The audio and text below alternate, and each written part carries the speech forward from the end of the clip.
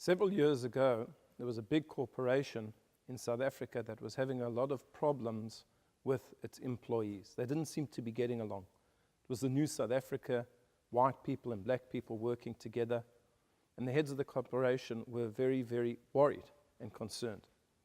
And they brought in a business consultant, and this business consultant did a lot of interviews and presented them with his findings. And the findings were actually something very, very simple. He said that the reason why relationships between the employees had broken down is because they did not greet each other properly. In different cultures, there are different forms of greetings. Very often in Western cultures, somebody says, "Hello, how are you?" And you say, "I'm fine, thanks, and you?" It's sort of meaningless. Even if you're not so fine, you'll say it anyway. But in some cultures, and specifically in the black culture, a greeting has to be given honestly. You have to look at the person in the face, in the eyes. And the two cultures were not understanding one another. And the fact that their greetings were not appropriate to one another. As soon as they were able to work out this problem, employee relationships began to improve. The power of greeting somebody and greeting somebody properly cannot be underestimated. The Talmud tells us about the great Rabbi Yochanan ben Zakkai. It tells us the type of genius that he was and the Torah scholarship that he had. Some of the things that he learned, Rashi is not even able to identify. And yet it says of Rabbi Yochanan ben Zakkai, who was the leader of the Jewish people in the times of the Second Temple, that no one ever greeted him first. Lo hikdimo shalom. Afilu nochri shebashuk. Even a non-Jewish person, even a Gentile in the marketplace, Rabbi Yochanan ben Zakkai would say hello to him first, would say shalom to him first. That we cannot underestimate the power of a greeting. What's fascinating is that in Judaism, there is not really a standard greeting. There are many different ways of greeting people depending on the occasion and the time. Let's look at a few of them. The most common, of course, is to say to somebody, Shalom Aleichem, peace be upon you. And they reply to you, Aleichem Shalom. The same thing, that there should be peace upon you. The Muslims have almost an identical form of greeting. So if you see somebody during the week, you would say Shalom Aleichem. Perhaps if you saw them in the morning, you would say Boker Tov, good morning. If you saw them at night, you would say Laila Tov, a good night. Or in the Aramaic in the morning, you would say Tzafra Tava, a good morning. If somebody sneezed, in the Talmud, there is a form of wishing them and greeting them. You say in Aramaic Asuta, which means good health, or L'chaim, for life. Because it was believed that in the ancient world that a person would die when he sneezed. That was the way that the soul would escape the body. And then there are special times of the year. There is Shabbat. On Shabbat, we greet somebody, Shabbat Shalom. It should be a Shabbat of peace. Or in the Yiddish, Good Shabbos.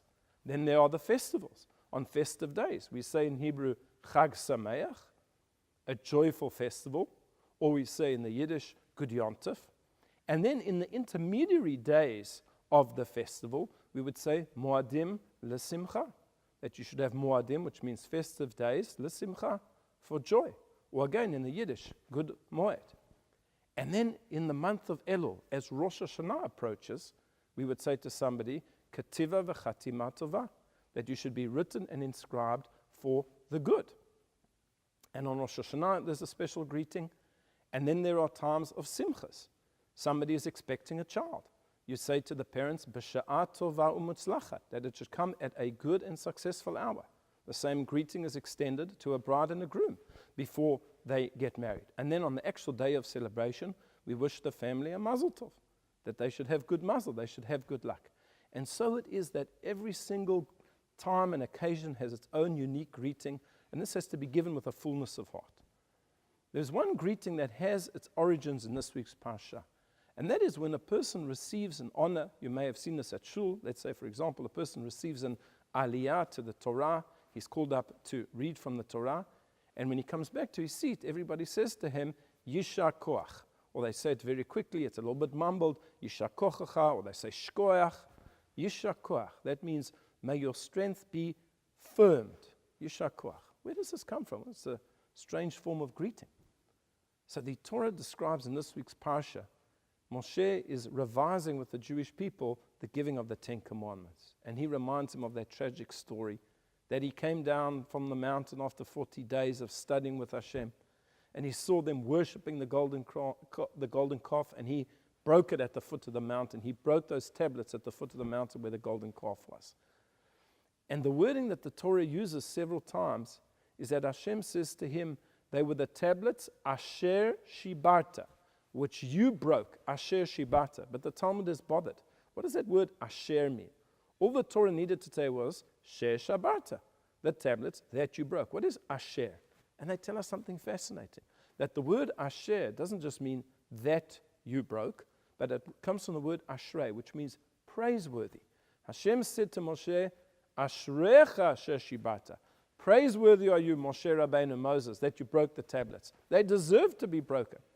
How did the Jewish people come to accept the 10 Commandments and then just a few weeks later worship a golden calf? It was only correct that you broke it. You did the right thing. This was one of 3 things, only 3 things that Moshe did of his own volition, and Hashem agreed to him. He did the right thing. Asher shibata. And as the Talmud says, Yishar kochacha asher shibata. You did it properly, and may your strength be firmed.